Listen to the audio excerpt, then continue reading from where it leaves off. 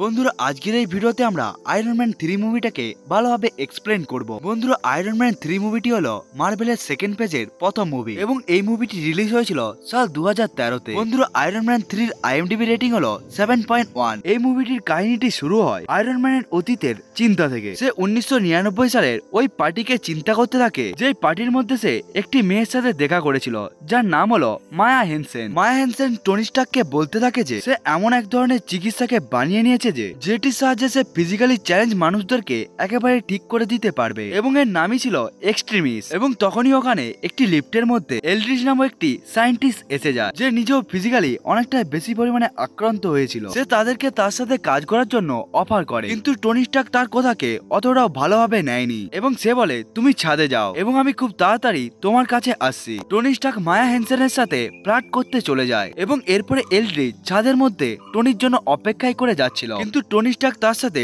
দেখা করার জন্য আর আসেনি। এবং এরপরে কাহিনী প্রেজেন্ট ডে এর মধ্যে চলে আসে, অর্থাৎ সাল 2012-তে, যেখানে টনি বলে আমি আগে একটি অন্য মানুষ ছিলাম এবং এখন আমি পুরোভাবে বদলে গিয়েছি। এবং টনি স্টার্ক এখানে আয়রন ম্যানের অ্যাডভান্স স্যুটকে বানাচ্ছিল, যার ফলে সে নিজের হাতের মধ্যে মাইক্রো রিপিটারকে হাতে লাগাতে থাকে, যার ফলে সে নিজের ইচ্ছে অনুসারে তার স্যুটগুলোকে নিজের কাছে নিয়ে আসতে পারে। এবং যখন সে একটি অসাধারণ লেভেলের অ্যাকশনকে ক্রিয়েট করে তখন তার স্যুটটি আপনা আপনি তার বডির মধ্যে একেবারে ফিট হয়ে যায়। কিন্তু টনি স্টার্ক পুরোভাবে মাইন্ডের দিক থেকে স্টেবল ছিল না, কারণ তাকে ইনসুমিনিয়া নামক অসুখ হয়েছে, এমনকি সে কয়েক ঘন্টা ধরেই ঘুমোয়নি। এবং এর কারণ হলো আজ থেকে 7 মাস আগে যখন সে অ্যাভেঞ্জারের সাথে মিলে চিতরি আর্মির সাথে লড়াই করেছিল, যেখানে তার এবং তার সাথীদের জীবন প্রায় চলেই যাচ্ছিল। এবং ওই সমস্ত চিন্তাগুলো টনি স্টার্কের মাথার মধ্যে একেবারে ফিট হয়ে গিয়েছিল, যার ফলে তার মনের মধ্যে সবসময় প্যানিক অ্যাটাক আসতে থাকে। এই সমস্ত কারণের জন্য টনি স্টার্কের এখন ঘুম আসছিল না। অন্যদিকে এলড্রিচকে দেখানো হয় যে সাল 1999-তে টনি স্টার্কের সাথে একটি পার্টিতে দেখা করেছিল, যেখানে টনি স্টার্ক তার সাথে কাজ করার জন্য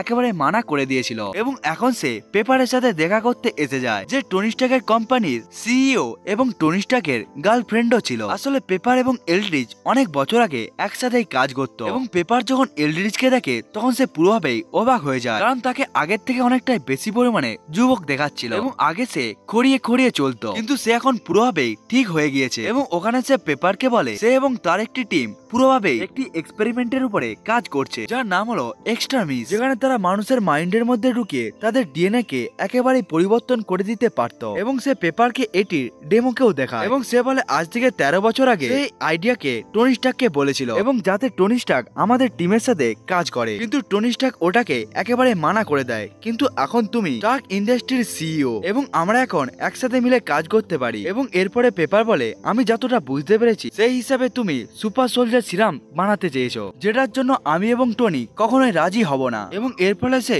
এলড্রিচকে একেবারে মানা করে দেয়। এরপর আমাদেরকে পেপারের বডিগার্ডকে দেখানো হয়, যে সব থেকে প্রথমে আয়রন ম্যানের বডিগার্ড ছিল এবং যে আসলে আয়রন ম্যানের বন্ধুও ছিল। এবং সে এলড্রিচের সাথে আসা বডিগার্ডের পিছু নিতে থাকে, যে একটি ড্রাগিস্টকে একটি নেশার পদার্থকে দিয়ে দেয়। এবং যখন সে ওটাকে নিয়ে নেয় তখন তার মুখ একেবারে লাল হতে থাকে এবং এর ফলে তার বডির মধ্যেও একটা খুবই বড় ধামাকা হয়, যার ফলে পেপারের বডিগার্ড অর্থাৎ হ্যাপি অনেকটাই বেশি পরিমাণে আহত হয়ে যায়। কিন্তু সে দেখতে পায় এলড্রিচের বডিগার্ড যে বিস্ফোরণের জন্য একেবারে আহত হয়ে গিয়েছিল এখন তার বডি দিয়ে আগুন বেরোচ্ছিল, কিন্তু সে পুরোভাবেই একেবারে ঠিক ছিল এবং সে ওখান থেকে একেবারে চলে যায়। এরপরে আয়রন ম্যান যখন জানতে পারে একটি বিস্ফোরণের জন্য তার বডিগার্ড এবং বন্ধু হ্যাপি একেবারে কোমায় চলে গিয়েছে, যার অ্যাটাকের পিছনে একটি খুবই বড় টেররিস্ট অ্যাটাকের হাত ছিল, যার লিডার ছিল মেনরিম। এরপরে টনি স্টার্ক রেগে গিয়ে মেনরিমকে মিডিয়ার সামনে ধমকি দিতে থাকে এবং সে বলে তোমার একেবারে মৃত্যু হয়ে গিয়েছে এবং এখন আমি তোমার মৃতদেহকে নিতে যাচ্ছি এবং তুমি যদি আসল পুরুষ হয়ে থাকো তাহলে তুমি আমার সাথে সামনাসামনি এসে লড়াই করো। এবং টনি তাকে তার অ্যাড্রেসও একেবারে দিয়ে দেয়। রাতের বেলা টনি স্টার্কের বাড়ির মধ্যে মায়া হেনসেন এসে যায় এবং এটি সেই মেয়েই ছিল যার সাথে 1999-তে টনি স্টার্ক দেখা করেছিল। এবং এখন টনির ঘরের মধ্যে তার গার্লফ্রেন্ড পেপারও ছিল। তখনই টনির ঘরের মধ্যে মিসাইল দিয়ে অ্যাটাক হয়ে যায়। টনি পেপার এবং মায়া হেনসেনের জীবনকে বাঁচানোর জন্য সে আয়রন ম্যানের স্যুটকে যেটিকে সে নিজেই পরতে পারত সেটিকে সে পেপারকে পরিয়ে দেয় এবং সে বলে মায়াকে নিয়ে এখান থেকে চলে যাও। এবং তারা দুজনেই সুরক্ষিতভাবে ওখান থেকে চলে আসে। টনি স্টার্ক ওই জায়গা থেকে নিচেই পড়েই যাচ্ছিল, তখন আয়রন ম্যান নিজের অ্যাডভান্স টেকনোলজির দ্বারা সে তার স্যুটকে নিজের কাছে নিয়ে চলে আসে এবং এরপরে তার বডির মধ্যে আয়রন ম্যান স্যুটটি একেবারে ফিট হয়ে যায় এবং এরপরে সে সমুদ্রের নিচে একেবারে পড়ে যায়। শত্রুরা ভাবতে থাকে টনি স্টার্ক একেবারে মারা গিয়েছে বলে, এই জন্যই তারা ওখান থেকে একেবারে চলে যায়। কিন্তু টনি স্টার্ক একেবারেই জীবন্ত ছিল, সে সমুদ্র থেকে একেবারেই পালিয়ে যায় এবং সে আহত হওয়ার কারণে সে একেবারে অজ্ঞান হয়ে যায় এবং তার স্যুটটি পুরোভাবেই অটো পাইলটে ছিল এবং যখন তার জ্ঞান ফিরে আসে তখন সে জানতে পারে তার স্যুটের পাওয়ার একেবারে শেষ হয়ে গিয়েছে বলে, যার ফলে আয়রন ম্যানের স্যুটটি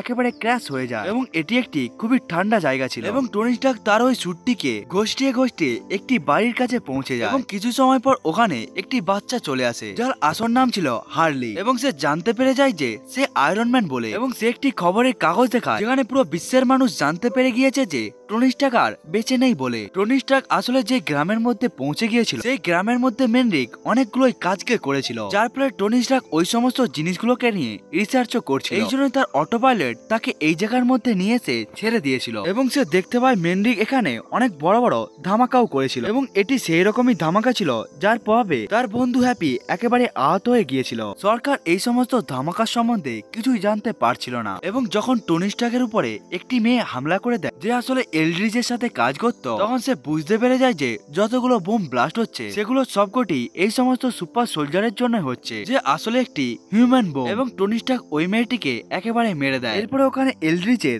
বডিগার্ডও এসে যায় যাকে দা করতে গিয়ে হ্যাপি একেবারে আহত হয়ে গিয়েছিল এবং এরপরে টনি স্টার্ক তাকে একেবারে অজ্ঞান করিয়ে দেয় এবং এরপরে টনি স্টার্ক মেনরিনের লোকেশনকেও একেবারে পেয়ে যায় যে আসলে এখনো সময়ে ফ্লোরিডাতে ছিল এবং এরপরে টনি স্টার্ক ওখানে একেবারে পৌঁছে যায়, কিন্তু এখন তার কাছে আয়রন ম্যান স্যুটও ছিল না, কিন্তু সে ঘরের জিনিসপত্র দিয়ে অনেক অ্যাডভান্স গ্যাজেটকে বানিয়ে নিয়েছিল, যার ফলে সে সবাইকে মেরে দিয়ে মেনরিকের কাছে একেবারে পৌঁছে যায় এবং এরপরে টনি স্টার্ক জানতে পারে মেনরিক আসলে একটি ভীতু মানুষ এবং টনি তাকে সমস্ত কিছুকে জিজ্ঞাসা করতে থাকে এবং এরপরে টনি জানতে পারে সে আসলে একটি অ্যাক্টর বলে। আসলে মেনরিক নামক কোন ধরনের আতঙ্কবাদী নেই, আসলে এটি এলড্রিন ক্লিয়ানের একটি আইডিয়া ছিল যে এই অ্যাক্টরটিকে সমস্ত বোম ধামাকার জন্য দোষী হিসাবে প্রমাণ করাতো, কিন্তু এই সমস্ত আইডিয়া এবং প্ল্যানের মূল স্তম্ভই হলো এলড্রিচ। এরপরে টনি স্টার্ক সবকিছুকে একেবারে বুঝে যায় এবং সে এরপরে দেখতে পায় সে একেবারে বন্দী হয়ে গিয়েছে, যার সামনে মায়া হেনসেনও একেবারে চলে এসেছে এবং টনি জানতে পারে মায়া হেনসেন যে এক্সট্রিমিস্ট বানিয়েছিল সে এলড্রিচের সাথে মিলে গত 13 বছর ধরে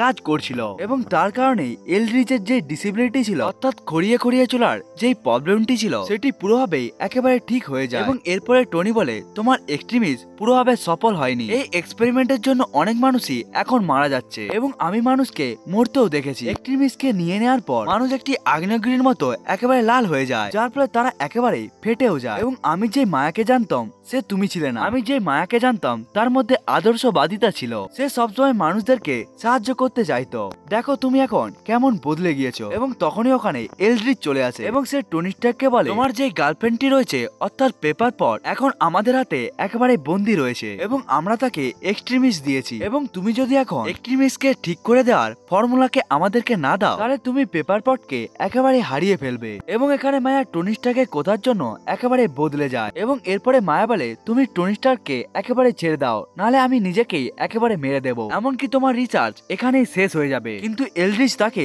একেবারে গুলি মেরে দেয় এবং এরপরে এলড্রিচ সেই জায়গার মধ্যে পৌঁছে যায় যেখানে সে কর্নেল জেমসকে অর্থাৎ যে আয়রন ম্যানের বন্ধু ছিল, যার কাছে আসলে আয়রন ম্যানের একটি স্যুটও ছিল এবং যে স্যুটের নাম আগে ওয়ার মেশিন ছিল, কিন্তু আমেরিকান সোলজার এই আর্মারের নাম দিয়েছিল আয়রন প্যাট্রিয়ট। এলড্রিচ চাইতো যে জেমস ওই আর্মার থেকে একেবারে যাতে বাইরে চলে আসে যাতে এলড্রিচ তার স্যুটকে একেবারে পেয়ে যেতে পারে, কিন্তু সে এটিকে একেবারেই করছিল না, যার ফলে এলড্রিচ নিজের পাওয়ারকে ব্যবহার করে ওই স্যুটকে একেবারে গরম করাতে থাকে, যার ফলে জেমসকে একেবারে বাইরে আসতে হয় এবং এখন এলড্রিচের কাছেও আয়রন ম্যানের স্যুট এসে যায়। এরপরে আমাদেরকে টনি স্টার্ককে দেখানো হয় যে নিজের স্যুটকে একেবারে রিপেয়ার করে ঘরের মধ্যে চার্জে দিয়ে দিয়েছিল এবং এখন টনি স্টার্কের স্যুটটি পুরোভাবে চার্জ হয়ে গিয়েছিল, যার ফলে সে নতুন অ্যাডভান্স টেকনোলজির দ্বারা সে নিজের স্যুটের হাতকে একেবারে ডেকে নেয়, যার ফলে সে এলড্রিচের বন্দি থেকে একেবারে মুক্ত হয়ে যায়। এরপরে তার স্যুটের সমস্ত অংশই তার কাছে একেবারে চলে আসে এবং এরপরে সে আয়রন ম্যানের পুরো স্যুটকে একেবারে পরে নেয় এবং এরপরে টনি দেখতে পায় জেমসের স্যুট আকাশের মধ্যে দিয়ে উড়ে কোথায় যাচ্ছিল এবং সে জেমসকে জিজ্ঞাসা করে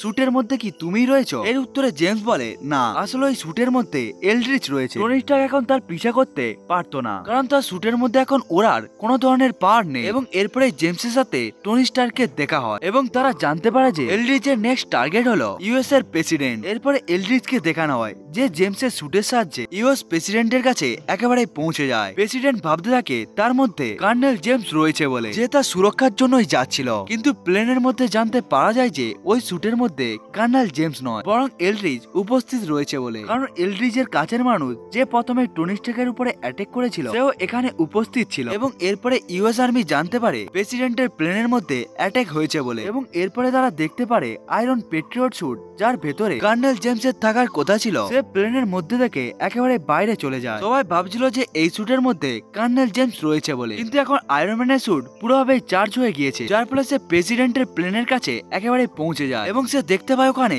এলড্রিজের কাছের মানুষটি রয়েছে, যে ওখানে কর্নেল জেমসের স্যুটটিকে পরে ওখানে এসেছিল। এবং এরপরে আয়রন ম্যান ওই মানুষটিকে একেবারে মেরে দেয়। এরপরে প্লেন থেকে অনেকগুলো মানুষই একেবারে নিচে পড়ে যায়। এবং এরপরে আয়রন ম্যান তাদের সবাইকে ধরে নিয়ে একেবারে নিচে পৌঁছিয়ে দেয়। এবং এরপরে তার সাথে একটি টক্কর লাগে গাড়ি, যার ফলে টনির ওই স্যুটটি একেবারে ধ্বংস হয়ে যায়। এরপর আমাদেরকে আয়রন ম্যানের ঘরকে দেখানো হয়, যেখান থেকে সমস্ত ধ্বংসের জিনিসকে সরানো হচ্ছিল। এবং সেখান থেকে একটি গোপন দরজাও একেবারে খুলে যায়, যেখানে ওখানে আয়রন ম্যানের অনেকগুলো স্যুট ছিল। এবং ওখানে এলড্রিজকে দেখানো হয়, যার সামনে আয়রন পেট্রিয়ট স্যুটটি একেবারে পৌঁছে যায়। এবং যখন ওই স্যুটটি খুলে যায় তখন ওর মধ্যে থেকে আমেরিকান প্রেসিডেন্ট একেবারে বাইরে বেরিয়ে আসে, যাকে এলড্রিজ এখন একেবারে বন্দি করে নেয়। এবং সে বলে, আমি তোমাকে মারার চিন্তা করছিলাম, কিন্তু তোমাকে মারার একটি খুবই বড় কারণের দরকার হবে, কিন্তু এখন আমার কোনো ধরনের ফারাক পড়ে না, কারণ আমি অনেকটাই আগে পৌঁছে গিয়েছি। এবং এখন আমি তোমাকে সবার সামনে মারবো, যেটার পুরো একটি লাইভ টেলিকাস্ট হবে। এবং তোমার মৃত্যুর পর ভাইস প্রেসিডেন্ট তোমার জায়গাকে নিয়ে নিবে। অর্থাৎ এলড্রিজের সাথে ভাইস প্রেসিডেন্টও একেবারে হাত মিলিয়ে নিয়েছিল। এবং এরপরে টনি স্টার্ক এবং কর্নেল জেমস ওখানে একেবারেই পৌঁছে যায়। এবং তারা একটি প্ল্যান বানায়, যেখানে টনি স্টার্ক পেপার পটকে বাঁচাবে, অন্যদিকে কর্নেল জেমস প্রেসিডেন্টকে। কিন্তু এটিকে করার আগেই তাদেরকে চারিদিক থেকে একেবারে ঘিরে নেওয়া হয়। এবং তখনই আয়রন ম্যানের ওখানে সমস্ত পুরো স্যুটের টিম এসে যায়, যেটি পুরোভাবেই অটো পাইলটের মধ্যে ছিল। এবং টনি স্টার্ক অর্ডার দেয় সবাইকে মেরে দেওয়ার জন্য। এবং ওই সমস্ত আর্মার গুলো এলড্রিজের সমস্ত মানুষকে একেবারে ধ্বংস করতে থাকে। এবং ওখানে একটি আয়রন ম্যান স্যুট একটি তেলের ট্যাঙ্কের সাথে ধাক্কা খেয়ে যায়, যার ফলে একটি বড় ব্লাস্ট একেবারে প্রডিউস হয়ে যায়, যার ফলে পেপার পট একেবারে ফেঁসে রয়ে যায়। এবং আয়রন ম্যান ওখানে পৌঁছে যায়। এবং আয়রন ম্যান পেপার পটকে বাঁচানোর আগে ওখানে একেবারে এলড্রিজ পৌঁছে যায়। এবং এলড্রিজের বডির ভিতরেও এক্সট্রিমাস ছিল, যে আগ্নেয়গিরি লাভার মতো জ্বলছিল। এবং সে টনি স্টার্কের উপরে একেবারে হামলা করে দেয়। কিন্তু টনি স্টার্ক ওখানে বুদ্ধিকে ব্যবহার করে এলড্রিজের একটি হাতকে একেবারে কাট করে দেয়। এবং তার ওই হাতটি একেবারে লাভার মতো গরম ছিল, যার ফলে ওই হাতটি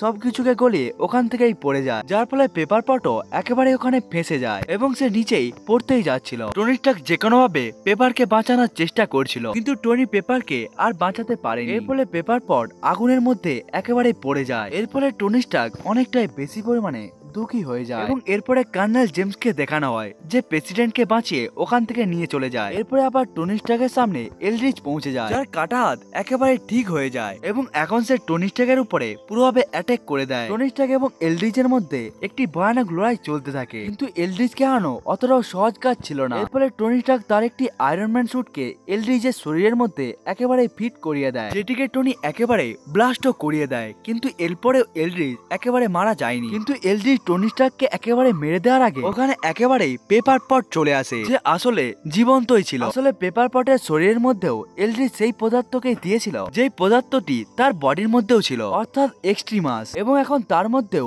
অতটাই বেশি পরিমাণে শক্তি ছিল যতটা এলড্রিজের মধ্যে রয়েছে। এবং সে এলড্রিজকে একেবারে শেষ করে দেয়। এখানে টনি স্টার্ক পেপার পটকে পেয়ে অনেকটাই বেশি পরিমাণে খুশি হয়ে যায়। এবং টনি স্টার্ক পেপার পটকে জড়িয়ে একেবারে ধরে নেয়। এবং এর সাথে টনি স্টার্ক নিজের সমস্ত স্যুটকে একেবারে ধ্বংস করিয়ে দেয়, কারণ পেপার পট আয়রন ম্যানের স্যুট এবং আয়রন ম্যানের জীবনকে অতটা বেশি পরিমাণে পছন্দ করতো না। এবং খুবই তাড়াতাড়ি পেপার পটের শরীরের মধ্যে যে এক্সট্রিমাস পদার্থটি ছিল সেটিকে পুরোভাবে স্টেবিলাইজ করে দেওয়া হয়, অর্থাৎ তার শরীরের মধ্যে এখন কোনো ধরনের বিপদ ছিল না। এবং এখন তার বডিগার্ড এবং বন্ধু অর্থাৎ হ্যাপিও এখন কোমা থেকে বাইরে বেরিয়ে চলে আসে। ভাইস প্রেসিডেন্টকেও একেবারে গ্রেপ্তার করা হয়। এবং এরপরে টনি স্টার্ক রিসার্চের দ্বারা তার বুকের মধ্যে যেই সমস্ত পদার্থগুলো গিয়েছিল তাদেরকে একেবারে বাইরে বার করে নেয়। অর্থাৎ এখন তাকে আগ রিয়েক্টর পড়ার কোনো ধরনের দরকার নেই এবং সে ওই ঘরটার কাছে যায় যে ঘরটি তার একেবারেই ধ্বংস হয়ে গিয়েছে এবং সে আগ রিয়েক্টরকে একেবারে সমুদ্রের মধ্যে ফেলিয়ে দেয়, কারণ এখন তার আগ রিয়েক্টরের কোনো ধরনের দরকার নেই। এবং যেতে যেতে টনি স্টার্ক বলে, আমার কাছ থেকে তোমরা সবকিছুকে চিনে নিতে পারবে কিন্তু একটি জিনিসকে বাদে, সেটি হলো অস্তিত্ব, অর্থাৎ আয়রন ম্যানের অস্তিত্ব। এরপরে পোস্ট ক্রেডিট সিনে আমাদেরকে দেখানো হয় আয়রন ম্যানের সামনে হাল্ক পৌঁছে গিয়েছে, যে আয়রন ম্যানের সামনে বসেই ছিল এবং সে নিজের পুরো কাহিনীকেই ব্রুস ব্যানারকে শোনাচ্ছিল, কিন্তু ব্রুস ব্যানার একেবারে ঘুমিয়ে গিয়েছিল। এবং যখন কাহিনীটি শেষ হয়ে যায় তখন টনি স্টার্ক ব্রুস ব্যানারকে জিজ্ঞাসা করে, তুমি আমার কাহিনীকে কতটা পর্যন্ত শুনেছো? এবং এর উত্তরে ব্রুস ব্যানার বলে, আমি 1999 এর ওই সময়টাকে শুনেছিলাম যেখানে তুমি লিফটের মধ্যে প্রথমবার এলড্রিচ এবং মায়া হ্যানসনের সাথে দেখা করেছিলে। অর্থাৎ ব্রুস ব্যানার কোনো কিছুকেই শোনেনি। এর সাথে এই মুভিটি একেবারে শেষ হয়ে যায়। বন্ধুরা, আজকের এই মুভি এক্সপ্লেনেশনটা আপনাদেরকে কেমন লাগলো কমেন্ট করে বলতে ভুলবেন না। বন্ধুরা, আপনারা যদি এই চ্যানেলে নতুন এসে থাকেন তাহলে চ্যানেলটিকে সাবস্ক্রাইব করবেন এবং ভিডিওটা ভালো লাগলে লাইক করতেও ভুলবেন না। বন্ধুরা, আজকের এই ভিডিওটা এতটা পর্যন্ত, দেখা যাচ্ছে অন্য একটি ভিডিওতে। ততক্ষণের জন্য বাই বাই।